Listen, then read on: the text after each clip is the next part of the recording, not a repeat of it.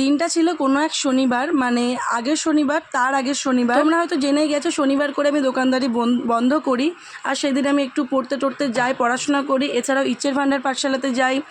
আর তারপরে টুকটাক সমাজসেবামূলক কাজগুলো আমি এই দিনটাতেই রাখি। তো আশমিকার জন্য 1 মাস ধরে টাকা তোলা চলছে। সেই মতো ওই শনিবারটাতেও চলে গিয়েছিলাম আমাদের পাশের পাড়ায়, মানে তোমার ওই হাজারিপোতাতে কিছু টাকা কালেক্ট করতে। সেখানে যে যা পেরেছে 5-10 টাকা করে আমাকে সাহায্য করেছে। তারপরে মেন উদ্দেশ্য ছিল যাওয়ার পাশের গ্রাম জালালখালি। তো সেখানে যাওয়ার পথে আর কি ওই পাড়াতে আমি দাঁড়িয়েছিলাম। আর হ্যাঁ, আমি যে জালালখালিতে এতটা ভালোবাসা পাবো কখনোই ভাবিনি। আমার ওপর বিলিভ করে যে মানুষের সাহায্য করবে, এতটা সাহায্য করবে কখনোই সত্যিই ভাবিনি। আর আমার সাথে গিয়েছিল রমা সেদিন প্রচুর খেটেছে, টানা 3 ঘন্টা ধরে ওরাই টাকা কালেকশন করেছে। মানে আমি জাস্ট ভিডিও করছিলাম, সবাইকে বলছিলাম। আর ভান্ডারটা নিয়েছিল আমার এক বন্ধু, সাথে ছিল আনন্দদা। তো আমরা এই 4 জন মিলেই সেদিন বেরিয়েছিলাম। আর রমা পুরো ব্যানার নিয়ে সবার কাছে বলছিল।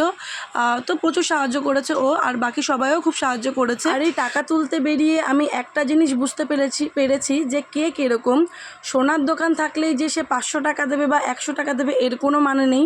সে 5 টাকাও দিতে পারে। আবার চায়ের দোকান থাকলে যে 5 টাকা দেবে 2 টাকা দেবে এরও মানে নেই, সে 20 টাকাও দিতে পারে। তোমরা বুঝতে পারছো নিশ্চয়ই পার্থক্যটা তাহলে। তো এই জিনিসগুলো আমি অনেকটা বুঝেছি সেদিন। আর আমাদের হাজারিপোতায় কয়েকজন যারা ওই টুকটাক কাজ করে জোগালে তারপরে ইয়ং ছেলেপেলে ছিল, তাদের কাছে গিয়ে হয়তো ভেবেছিলাম 10 টাকা 5 টাকা করে কেউ দেবে। কিন্তু সেখানকার মেম্বার আমাদেরই এক দাদা, সেই দাদা একবারে 200 টাকা দিল। এছাড়াও যা ছিল তাদের কাছে তারা পুরোটাই দিল। তারা কাজে গেছিলো, কাজ থেকে এসে তাও আমাকে সাহায্য করলো। সত্যিই সেদিন কয়েকজনের মানবিকতা মানসিকতাকে দেখে খুব খুশি হয়েছিলাম।